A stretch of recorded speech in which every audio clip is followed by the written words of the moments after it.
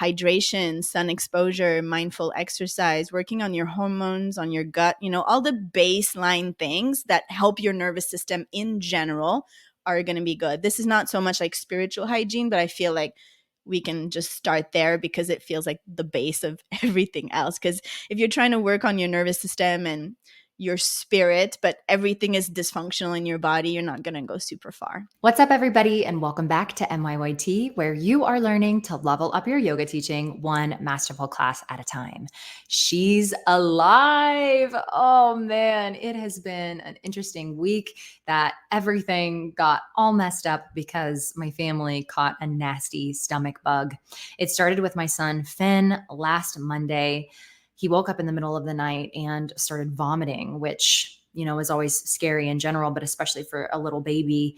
And he continued to vomit from about 3 a.m. in the morning to, I think it was around 2 p.m. when we finally decided, like, okay, we need to go to the ER because it's been consistent vomiting for almost 12 hours. And it's at least once an hour, if not twice an hour. This seems like a lot of vomiting. I'm sorry I'm saying the word vomiting so much. But that just gives you an idea of what my week has been like. It was so scary. We went to the ER and had some tests done, and thank God and thankfully everything came back normal. It was just, he was really dehydrated. So we did get him hooked up to an IV, and that happened. Then about, I don't know, maybe a day later, I'm sitting down at the computer and had previously done my morning practice, my morning meditation, ate breakfast, like I was feeling fine, and sat down at the computer. And within 2 hours, I looked at my husband. I was like, oh, I also feel a little bit queasy. And then about an hour later, I was puking over the toilet. So it has been so fun. My son was sick first. We took him to the hospital. Then I was sick, and we were still, kind of looking at Finn like, okay, is everything okay? Is it anything more serious, or is it really just the stomach bug? And then I was looking at my husband, like waiting for it to hit him, but it seems like it passed right over him. I'm so glad because it came on quick and it was strong and ugly and messy, but it did also kind of leave quickly. So my week has been interesting with just dealing with that. And I am, in a weird way, happy to have dealt with the first sickness as a mom. I think that there's that apprehension and anxiety that comes with being like, okay, my baby hasn't been sick yet. Also, going to the ER sounds really scary. I don't know what that looks like, what actually happens when you walk in. What do I say? Am I overreacting? Is he fine? Am I making a big deal out of nothing? Or am I waiting too long? Should I have gone earlier? Is something really wrong? I don't want to Google it, because when you Google it and self-diagnose yourself, it's like, well, you're probably dying. So anyway, we are all feeling much better over here, thank goodness, and eating again, and things are staying in the stomach as they should. So I hope you've been healthy. I know a lot of things have been going around here in Vegas, and it's just that time of year with school starting again. So wash your hands, keep hydrating, and do what you can to maintain your health, which is our biggest wealth. I'm excited. I'm about to start teaching at a new studio here in Las Vegas. Last Wednesday was actually supposed to be my first day, but then the stomach bug happened. But it always feels really good to be able to get into a new community and meet new people. Having worked at one place here in Las Vegas for almost 10 years, I've only really taught at that facility. And so weirdly, I don't feel like I know a lot of yogis outside of that community. And so I'm really excited to get started here and to make new friends and to have another reason to get out of the house, and of course to teach. So I'll be teaching an Ashtanga class, and it gives me also another place to practice. I actually just took a yoga class this morning before doing this recording, and woof, I don't know if it's like, do you ever feel that when you walk in to a new place and you go and introduce yourself to the teacher, and you don't want to be like, I'm also a teacher, because then it just changes the dynamic immediately. But I did that. I mainly said it because I was like, hey, listen, I'm starting to teach here in a couple of days. Would you mind showing me the stereo system and how the tech side works? Not to be like, I'm also a yoga teacher, so you should be on your game. But I'm thinking to myself, I'm like, is he always that intense and tough? Or was he trying to do like subtle flexes and show off a little bit because I told him that I was a teacher? Anyway, regardless to say, it was an incredible class. It was really strong and really hard, really hot. Whew, and I'm going to be sore from it since I mostly only do home practices these days with my baby around. But I was really glad to get out and see the space, and I'm looking forward to starting teaching.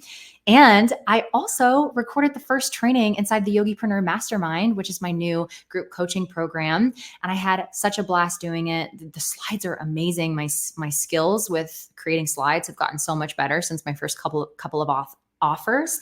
And I actually really enjoyed creating them. And the recording, I'm like listening back to it and like, man, if 4 years ago me could have heard this, I would have been so impressed with my future self.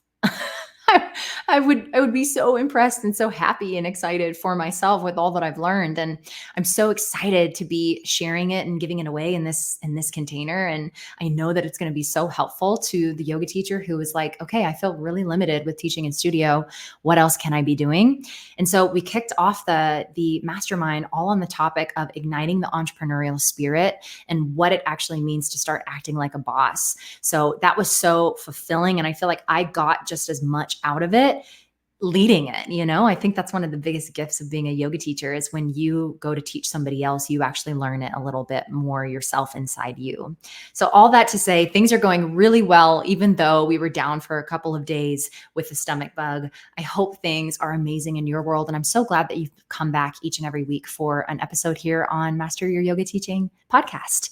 So I had the privilege to speak with Erika, who put it this way. She was like, if you have ever felt like you are on one hand, not enough, and then on the other hand, way too much, this conversation is going to be game changer for you. You might be what we know as an HSP or a big feeler. Erika is the host of the On and Off Your Mat Yoga podcast. And inside this conversation, we talk a lot about spiritual hygiene practices for people like you who are big feelers. So we talk about things like what is an HSP, how more often than not, yoga teachers are HSPs. 4 boxes of practices to maintain your spiritual hygiene. And these boxes will really make it easy to identify not only what you're feeling, but also how to care for yourself. Super specific somatic practices to infuse into your yoga sequences and classes. She unpacks big emotions like anxiety and overwhelm and how they show up in the body. We talk about why just take a deep breath and relax is not actually helpful for a stressed out person and what to do instead.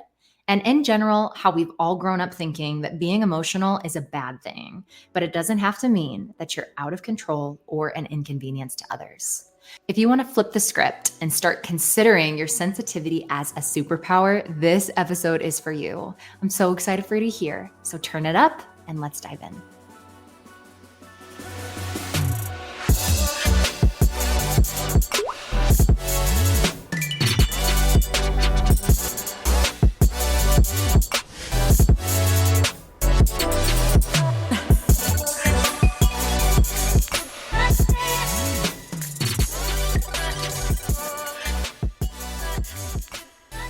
Hey yogis, Mackenzie Fly here, mom, yogapreneur, teacher trainer, retreat leader, and your guide to master your yoga teaching. This podcast is your weekly dose of actionable wisdom and candid chats with industry experts. Learn to connect deeper, weave yogic magic, and lead by example. Full disclosure, I'm still mastering it too, but together we'll skyrocket your impact and income. Hit subscribe and let's grow, one episode at a time. Erika Belanger is a HSP somatic coach and ERYT 500 yoga teacher working online and hosting international retreats. She's the host of the top ranking podcast On and Off Your Mat and has a membership of over 500 yoga classes that her members can stream anytime, anywhere. All her work focuses on empowering sensitive women to trust themselves, to feel fearlessly, be themselves unapologetically, and create a life of deep love, connection, and joy. She uses yoga, somatics, trauma healing, nervous system regulation, self-massage, neurokinetic therapy, thought work, and spiritual practices to create powerful transformation.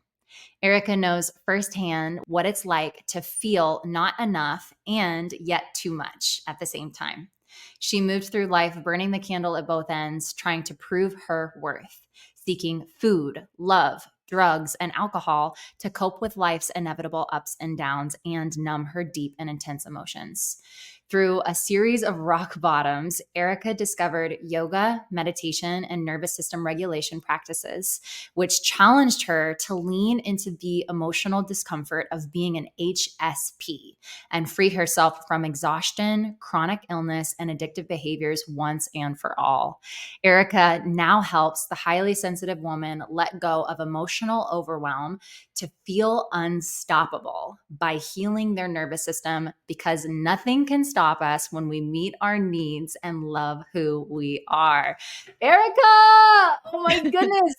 I am so excited that you were here. Welcome, welcome to the podcast. Thank you so much for having me. Honestly, I think I said this in my voice memo to you on Instagram. I took a deep dive and you did not disappoint. I was like, wow, you have so much knowledge and wisdom to offer. And honestly, I mean, you really are incredible. And I'm so excited for everybody to hear your genius and kind of this topic and world of what an HSP is. So, can we start there? Will you tell us what an HSP, what does that even mean? Yeah. So HSP stands for highly sensitive person or people. It's about 20% of the population, and it's considered like in the neurodivergent family. So it's a personality trait, but sometimes it seemed like it's a little bit more than that, but it's still being studied. So we don't have a ton of statistics on it. We know that it's 20% of the population. We know that it's like 70% introverts and about half in men and women. And to be highly sensitive basically just means you have a deepened sensitivity. Like you can keep it really simple, but usually it refers to your nervous system. And that's why I work so much with the nervous system. It means that your nervous system responds to stimuli, whether it's physical, emotional, in your environment, other people, or even inside your body. It responds to that stimuli more intensely or more strongly than other people. That means you're going to feel the effects of stress more than other people. You're going to tend to get dysregulated more than other people or more easily. And then there's all sorts of traits that come with it and all sorts of gifts also that comes with it that we can go into if you want even more detail. But I think that's a place to get started. Well, I took the quiz that you have on your website, which all the listeners and people should take. And halfway through the quiz, I was like, I can see where this is going. And then sure enough, I clicked the submit, and it's like, you're an orchid, which is the beautiful way that you describe as being a highly sensitive person, which I did actually already know. I've read the book. I don't remember who's the author of the highly sensitive person. Elaine Aaron. Okay, okay, yeah. So I've read the book before and was definitely like, this is me. And somebody had said to me, they were like, I think you're an HSP. Do you know anything about this? And I was like, no, not really. So anyway, for people who are listening and they haven't heard of this concept, maybe take the quiz and also read the book to learn up a little bit more about it. But how often do you find that yoga teachers happen to be this 20% of the population? Does it happen a lot? I would think that a lot of people that turn to yoga and eventually to yoga teachings are highly sensitive. And it maybe they're not the orchid and the high sensitive because it's a spectrum, right? But they tend to be more sensitive than average wherever they land on that spectrum. And I think there's a few reasons for that. Number one, there's some research that showed that there's a correlation between high sensitivity and hypermobility. And I think that's super interesting because oftentimes I think when we're naturally quote unquote good at something, we tend to go towards that, right? So a lot of people start yoga or gymnastics or circus arts because they have a natural tendency to be bendy and they feel successful when they first start and they're like, oh, I'm good at this. Let's go. So I think that's one piece. We're naturally drawn towards yoga because we tend to have more flexibility in our joints than most people. And then the other aspect of it is that the yoga practice itself really helps us deal with the challenges of being highly sensitive just by the way it's made. And so it might help us with stress and anxiety and overwhelm. It might help us with disconnection, disembodiment, disempowerment, with lack of self compassion and self love. Those are all things that are common in highly sensitive women that yoga, I think, if you're being guided with care and skill, will also help you work on and through within your practice. So I think there's this part. And then within the yoga practice, even if it's not laid out, there is some nervous system regulation. So it helps you regulate your system and bring it more to a baseline that feels okay and normal and in control. When it comes to yoga teachers themselves, I think a lot of the gifts that come with being highly sensitive are valued in what it means to be a good teacher and to be a yoga teacher itself. Things like good listening skills, being able to notice the little detail, like how much things do you have to keep track and keep attention on when you teach a yoga class, right? You have to see that that one person is doing this and the clock is saying that and your next song is this and the following, right? Like there's so many details we need to keep in our mind, I think. And then there's like intuition and being able to care and be empathetic and have natural abilities as a healer. Whether you see yourself as a healer or not as a yoga teacher, I think on some level you are. And those are all things that come with being highly sensitive on the other side of the coin, like the more positive and helpful things. Yeah, and that's what I appreciate about your work is framing it or reframing it to be that your sensitivity is the superpower and that it's not something like it's something to be proud of and to really understand how can I lean into that and use it to my advantage. So for the if that's understanding what HSP is, what being highly sensitive is, what are some more like specific spiritual hygiene practices that yoga teachers can do to maintain this sense of self-care or care for themselves? I think there's so many things. And like at the most basic level, just working on your wellness in general is going to be helpful. Having routine is super helpful for sensitive people because it keeps us feeling a little bit more safe in our nervous system to know what's coming. And so that might look like good sleep habits and good and healthy food. I mean, if you tend to like not eat carbs, this is not the best thing for highly sensitive. So making sure you have food that actually fuel you, your body and your brain and keep you feeling energized and good. Hydration, sun exposure, mindful exercise, working on your hormones, on your gut, all the baseline things that help your nervous system in general are going to be good. This is not so much like spiritual hygiene, but I feel like we can just start there because it feels like the base of everything else. Because if you're trying to work on your nervous system and your spirit, but everything is dysfunctional in your body, you're not going to go super far, right? So I always ask my clients to start there. But with everything that helps you cope with stress and nervous system regulation. So that might feel a bit more in the spiritual realm of things or like starting to get there. Anything that helps you understand yourself, your nervous system, and then will help you through emotional processing. So knowing not only in what state you are, but what you need and how you can widen your capacity and tolerance for stress might be things that you bring in.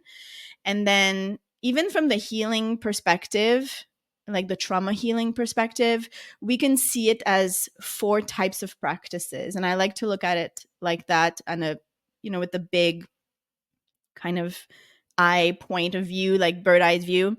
There's safety and rescuing practices. So anything that helps you create more safety within yourself, where you're going to be more grounded and connected and relaxed, are going to be part of your spiritual hygiene. Anything that are helping you resource and replenish your energy. So we already talked about kind of the baseline of health, but anything that helps you nourish your mind, body, and soul can be in here.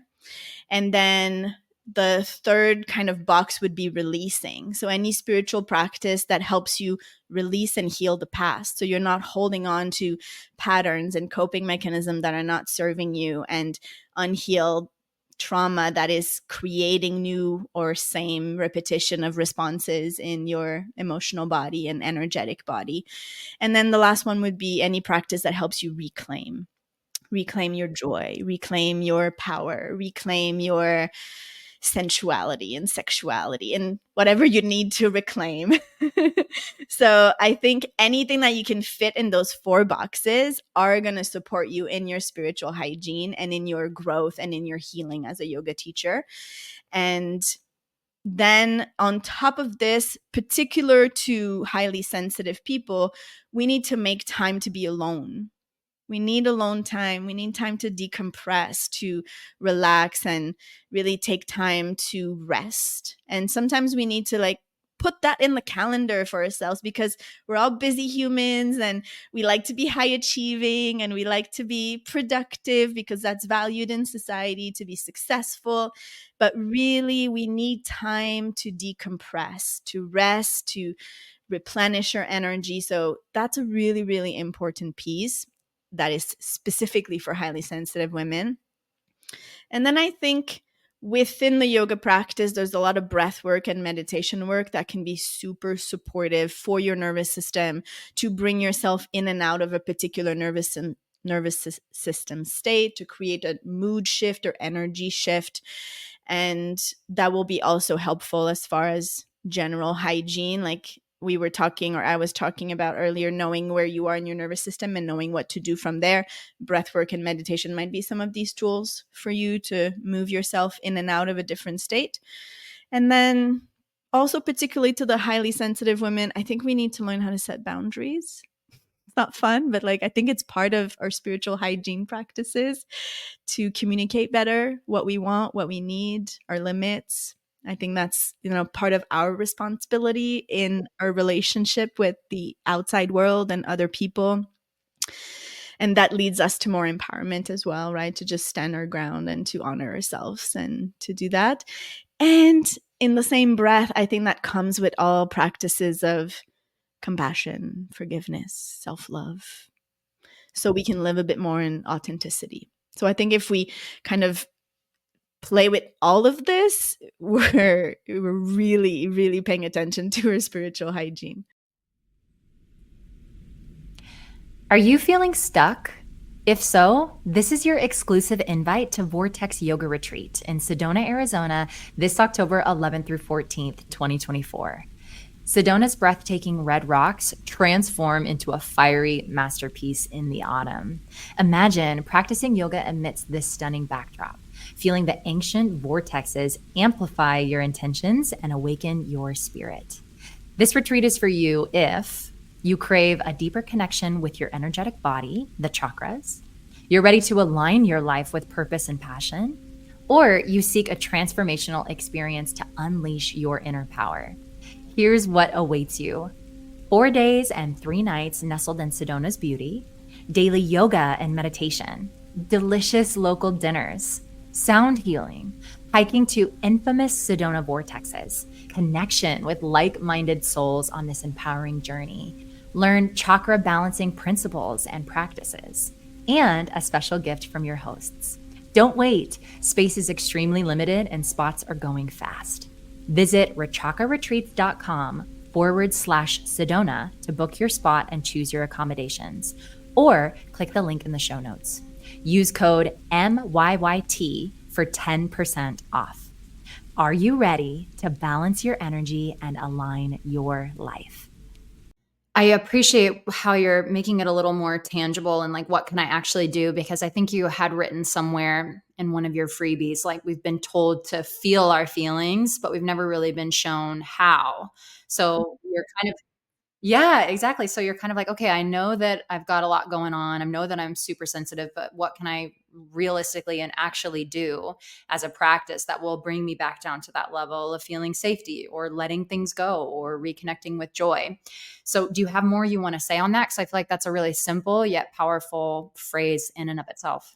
If you remember the 4 boxes of, rescuing myself, nourishing or replenishing myself, releasing, and then reclaiming, as yoga teachers, we know a lot of practices already that we can kind of plug and play in these boxes. Yeah, I mean, feel free to go even deeper. I think you talked about like kind of weaving them even into your sequences. So, what are some of these like strictly more somatic practices that you would also do during a yoga experience of like blending of both of these modalities in both worlds? So, one thing that I do very often that's pretty simple is called orienting. And you can either orient to your physical body or to your environment. And this is a practice that you can use when you're in a freeze state in your nervous system, or when you need rescuing, or when you need to create more safety within yourself. So, they're different words, but we're all working kind of on the same thing.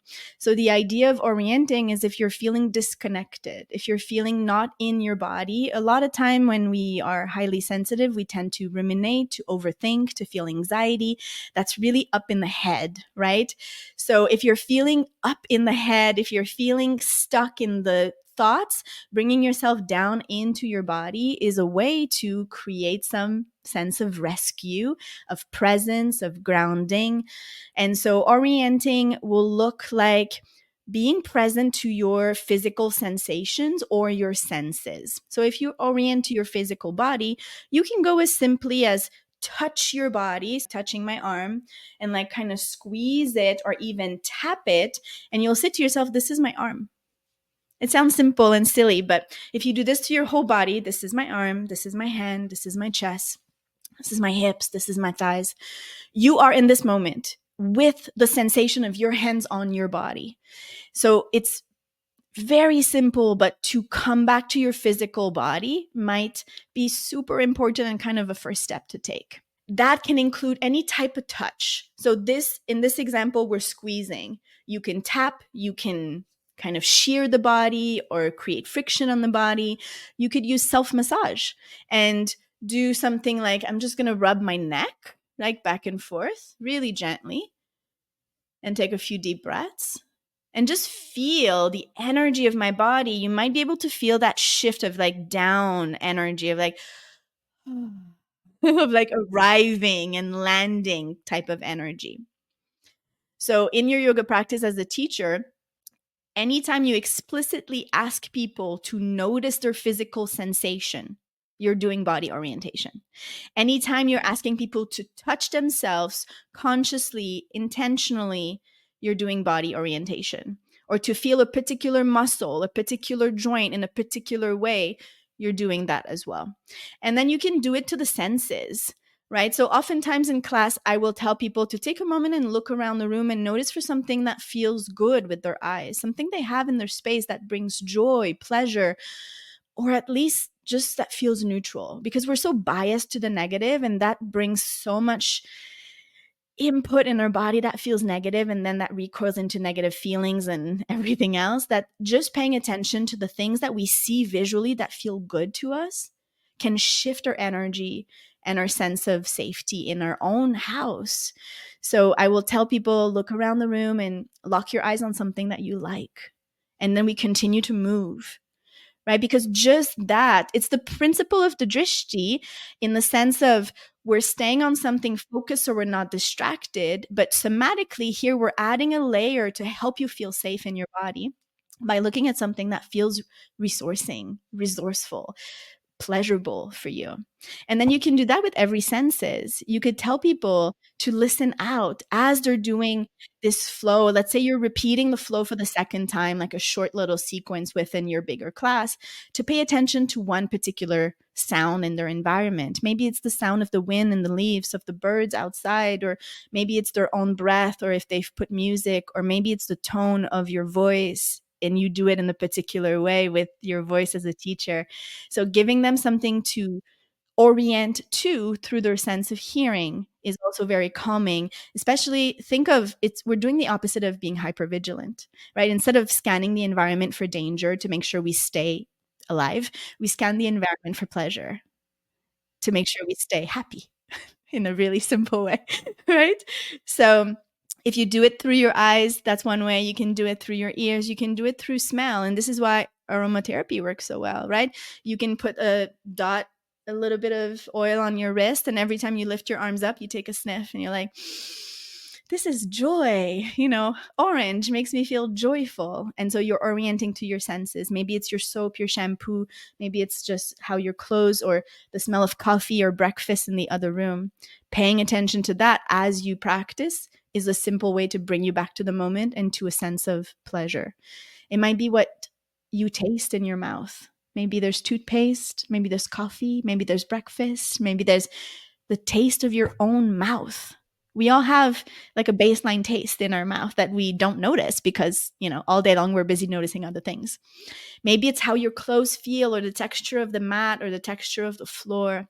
So, orienting to your senses as you practice will bring you a sense of safety.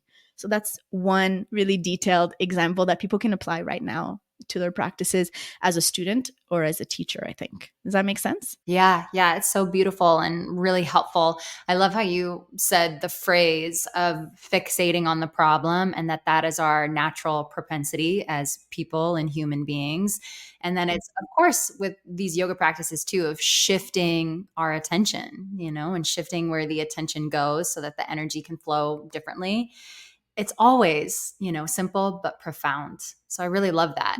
I think I heard it on Jay Shetty's podcast one time of he was sharing a story of like a monk talking about how the whole this monk was on a flight, I think, and he had something in his teeth. Like a fleck of spinach or something annoying and like this what you might think of as like a inconvenience like wedged in between the teeth, and the whole flight that's all he could focus on was that thing that was like stuck, that tiny little thing that was no bigger than a little fleck. That was the whole experience of the flight, was because he was like hyper fixated on that little problem that needed to be unlodged. And we do that all the time, and we forget that we have the power to, if we can zoom in and focus on that, then we also have the power to like zoom out and shift what we're looking at. So I think those are beautiful practices for people. So this is just one example of safety, and there's so many things somatically that we can bring in, and I can give a couple more examples if you like, maybe quicker things that are super easy to bring in your yoga practice itself. Mhm. So if you're feeling a lot of stress, anxiety, overthinking, you're overwhelmed, like that kind of energy, or your theme is around bringing in the opposite, something like shaking. Bring a minute of shaking in between yoga poses to really kind of release that energy. Think of like a breath, like breath of fire or bellows breath is like this very like agitated kind of movement in your body and your breath. So if you bring anything that is like that, it helps you process that energy out of your body. If it's not a shaking, it might be like a heel drop, right? Coming on your toe and dropping your heels down in your Tadasana, in your mountain pose. Just doing that a few repetition will help the energy kind of release it out of your body and you feel more grounded. So that's a somatic practice that you can bring in that's super easy. Like a good minute shake or even a good minute dance party in between two poses, you know? Yeah, and it's so good. I like how number one, you're weaving some of these things in, but kind of using them as using them as almost these transitory movements, like between the flows or something that still it still keeps the momentum, but just in a different way. So that's really, really cool. And I feel like something maybe I haven't thought of before. And maybe some of the listeners too are like, oh yeah, I could just throw that there. I think there's so many tiny little things, as you say, that are so easy to use in transition or even to add within and inside the pose as like a modification or a variation on the same pose, right? So something as simple as doing, let's say you're working on bringing a sense of safety or calmness in your practice, but you're at the point where you're doing standing poses, which are not necessarily related to that sense of, yes, there's grounding, but it's more probably energetically around empowerment, let's say, but you're still focused on that theme and you just didn't want to skip all the standing poses. You might do a warrior two with like one hand behind your neck and you're leaning your head back into like being supported in your strength and in your presence and the space that you take. So you can take one pose and add just a tiny little thing to it, like in this case, holding your own neck or putting your hand on your belly instead of having your arms out and bringing your energy inward instead of outward. And you're still doing the same type of flow as you would normally, but you're bringing in some attention to how energetically I can use the same poses, but create something different. I love that. Do you, I mean, can you, I guess this would be going back a little bit, but what even is overwhelm? and anxiety. I'm somebody who would identify with, I wouldn't say struggle anymore because I'm trying to refrain the relationship with overwhelm and anxiety, but I definitely dabble and dance with anxious tendencies every day. And one time I saw this really beautiful quote. I can't exactly remember it, but it was to the effect of that anxiety is really just like a misuse of energy, that it's just kind of like caught in this like cyclical, circular pattern. And that if it can just it just needs the momentum to keep moving through and out. Can you talk a little bit more about what some of these emotions actually are in the body and what does even regulating the nervous system mean? Oof, yes, that's a big question.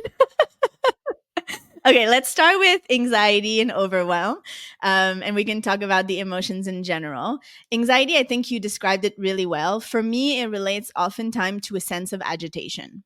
It might be physical body agitation, like having a sense of like twitching or fidgeting, or right. So in your body, there's this sense of not being calm and grounded, which is the opposite. There's this sense of little fast movement that could be very subtle, but that could be also very present, and that might relate into like a faster breath or a faster heartbeat, right? Like all of this kind of the same type but in different ways.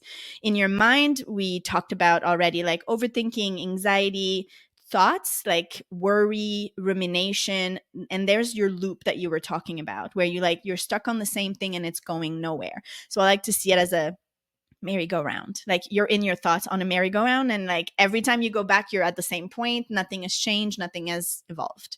So that for me is examples of what might anxiety feel like for you. And of course, everybody is different and might have slightly different experiences of each emotion. But I think as you get to know yourself, you're going to be like, oh, I think I'm feeling anxiety right now. Like for me, I feel some pressure in my chest. And when I feel pressure in my chest and I feel a little fidgety in my attention, or like it's hard for me to like really pay attention, I'm easily distracted, I'm feeling up in my head and I'm thinking a lot, I'm like, oh, this is a little anxiety. But for you, it might be slightly different, right? When we think of overwhelm, for me, it's like when it's the extra drop in the glass of water that makes it kind of overflow. That's the overwhelm. It's like you were fine, you were fine, you were fine, you're not fine anymore. You can't do it anymore. You can't take it anymore. So it's being overtaken. Like this is too much. And there's a moment of almost panic that then leads into collapse. Like, there's no point of trying. I just can't. So it's the very I can't energy. I can't do this. Like what am I going to do? I can't figure it out. I don't have a solution, right? It's like it becomes too much, and then there's a sense of panic, and then there's a sense of like I quit. That for me is the arc of overwhelm. And so that energy is going to start by feeling like anxiety. Oftentimes it's anxiety or stress that's unresolved, and then it becomes overwhelm, and then you collapse in your energy and you become like frozen in your nervous system, like just waiting for the thing to figure out on its own, and like, I don't want to try anymore. So, depending on where you are in that spectrum, in that kind of bell curve, your sensations are going to be different. In the beginning, it's going to resemble anxiety and stress. And then it's going to move on to a bit more panic, which is more agitated and more urgent than anxiety. And then it's going to fall into heaviness, a like hopelessness, helplessness kind of flavor in your body, of everything is slowing down, everything is freezing over. Things are harder. You don't want to move. You don't want to get things done. You don't even want to look for the solution. So you're like, it's this energy. Right? And this for me will feel more like in my belly. It will feel more in my hips.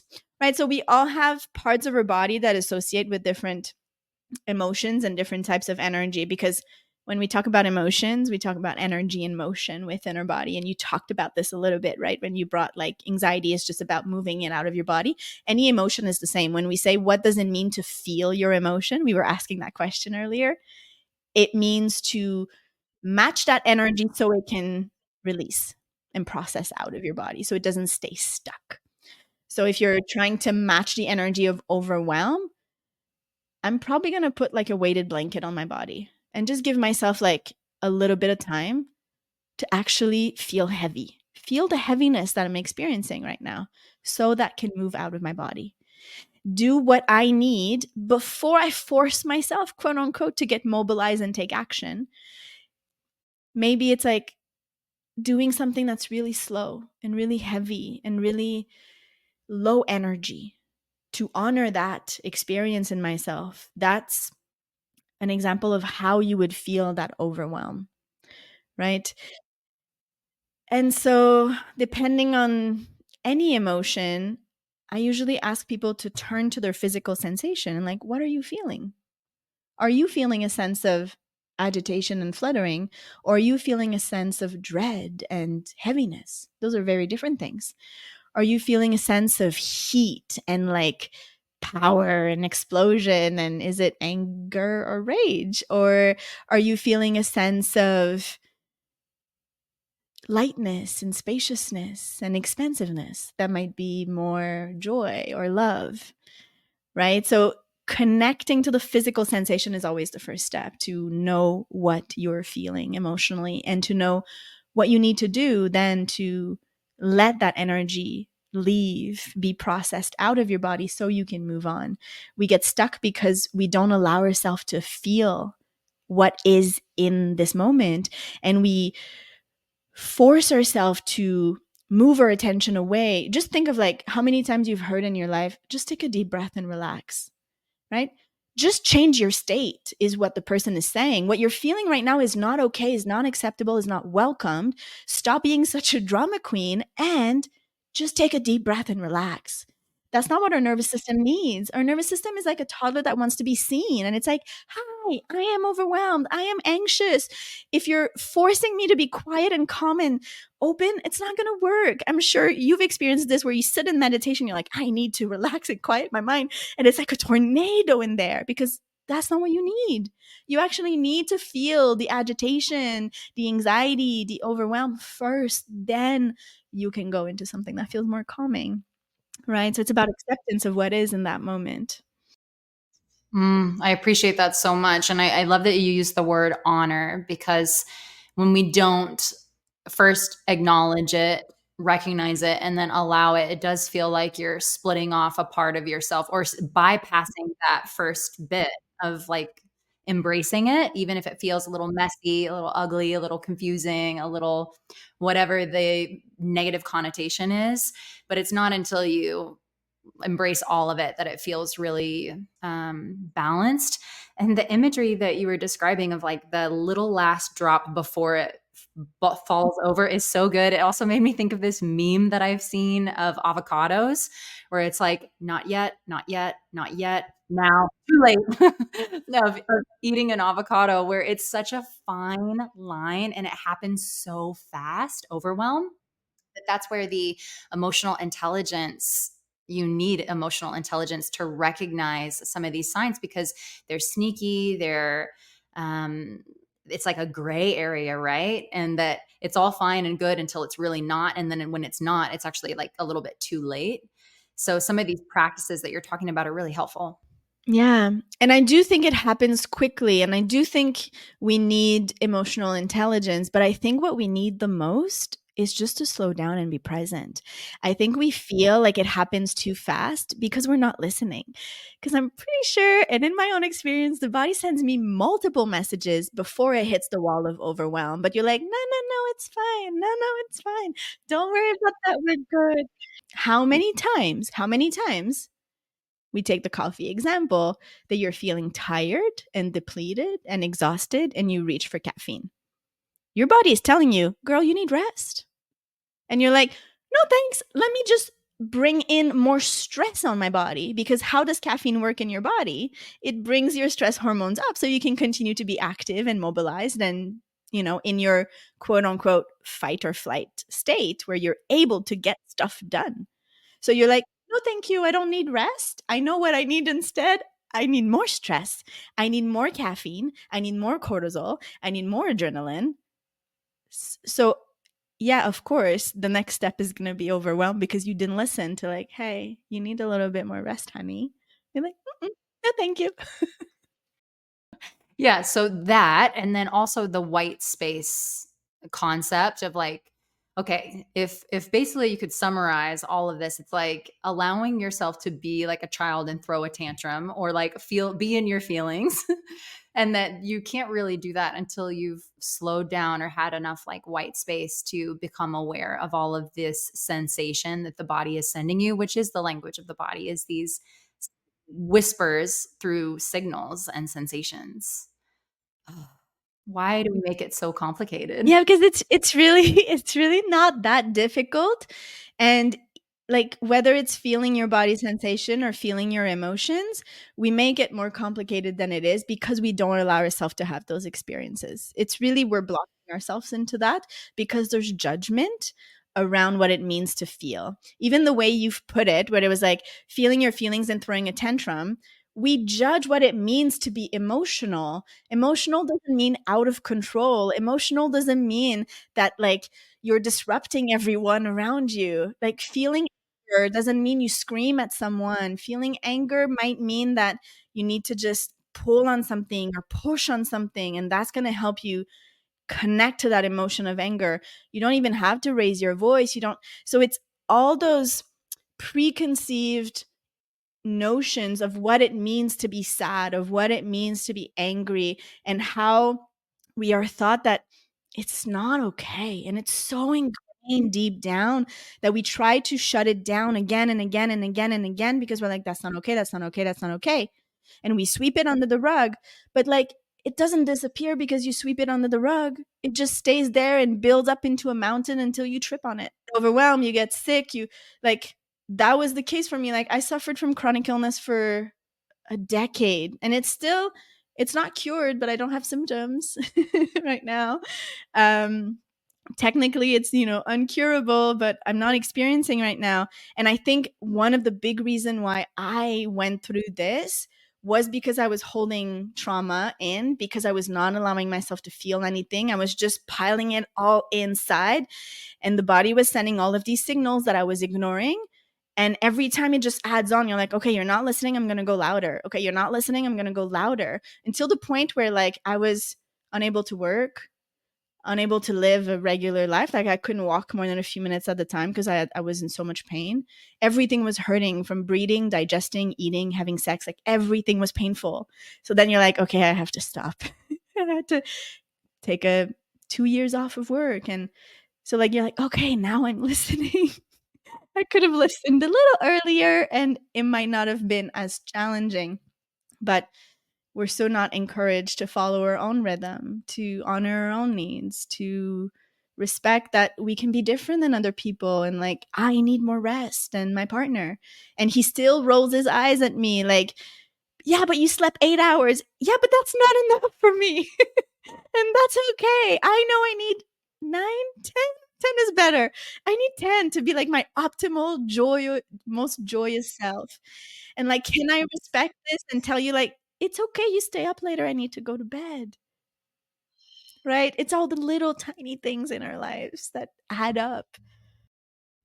I miss the days of sleeping 9, 10 hours in my mom era, because I am the person who functions best off of like 9 hours myself too. And it's so true. Just it's all the simple practices. I like how you even started just like getting your sunshine, getting your water, getting your sleep, and just back to the basics for everybody. But you've given us all so much to work with, Erica. Thank you, thank you, thank you for bringing it back down to the language of the body. It also makes me think of like, is his name Gabor, the author of When the Body Says No, and the correlation and connection between, you haven't read this, you should read this, Erica, and all the people listening, that it's about the connection between people's personality traits and that manifesting as particular illnesses and diseases. And that there is this like real connection between the way we process and manage our emotions, or should I say the lack thereof of our processing and management of, and how that then turns into a very physical symptom in the body. And so it's really serious, it's a serious topic to be like, it's worth our time to slow down and learn how to get better at being with these emotions and feeling them and then releasing them, or else it takes the toll on the body in the ways that you're talking about of sickness. So with everything that we've talked about and with your incredible offers of how you help people, for everybody that's listening, how can they get plugged into your community if they want to learn more about some of these things? I think the two best places to start are either Instagram or the podcast. So, On and Off Your Mat podcast, I have guests like we're doing today, and you were on the podcast. So, you guys can go check that episode. But I also do my own solo episode, which just a student this morning reached out and said, like, I can't believe like this is like a masterclass every episode, right? So, like, I do deep dives into every subject. Like what we've talked about today, I probably break down in like 10 episodes and go like in all the details of everything, of all the practices. So there's so much content on the podcast. We're at like over 230 something episodes. You know, it's there's a lot of content there. And then I do have some free offerings and low budget offerings, like the membership, which it starts at $5 and you can get even in for free, like for a tryout. If you want to do on your own, on demand, on your own time, some yoga practices, somatic practices, trauma informed practices to just kind of dip your toe in there and see how that is. And then, coaching, we do groups, I do one-on-one, and then I do in-person retreats and immersion. So there's so many options for people to kind of come and play in my world, but I would start on the podcast to get to know me a little better, or on Instagram, and then learn from there and see what they're ready for. Yeah. Awesome. Yeah. I've been so inspired by your podcast, especially as a newish podcaster. I think today at the time of recording, we're only about 28 episodes in. So to see that somebody is doing this to the scale, to the consistency that you are doing it, you inspire me, Erika. And I'm like, looking to you, babe, as an example of what it looks like to just be a lighthouse in this space. So I just wanted to say that. Thank you so much. Yeah, you're welcome. And please go listen to On and Off Your Mat. I am on one of the episodes and I can't wait for you to hear. It's all on storytelling and how to weave kind of themes into your yoga classes. So thanks so much. Until next week, namaste blessed.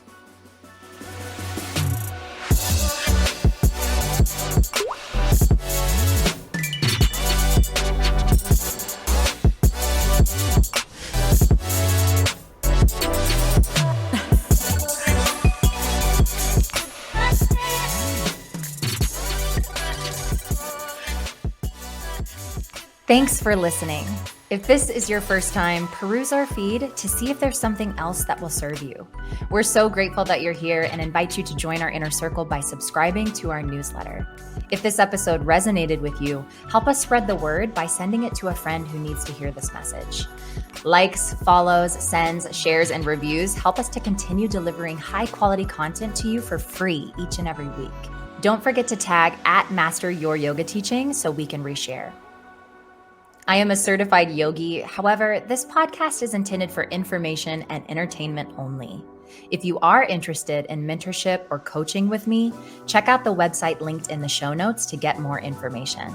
This content and other content produced by CLW Studios and affiliated partners is not therapy, and nothing in this content indicates a therapeutic relationship.